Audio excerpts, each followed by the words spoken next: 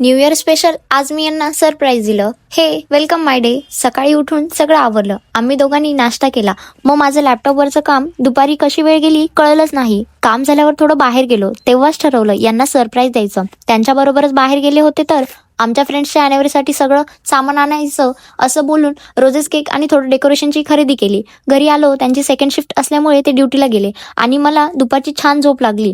उठल्यानंतर रात्री फ्रेंड्सची अॅनिव्हर्सरी निमित्त डिनरला इन्व्हाइट केलं होतं. हे नव्हते तर काय, मला एकटीलाच जावं लागलं त्यांच्याबरोबर. आम्ही सगळ्यांनी मस्त डिनर एन्जॉय केला. अॅनिव्हर्सरी सेलिब्रेट करून घरी आलो.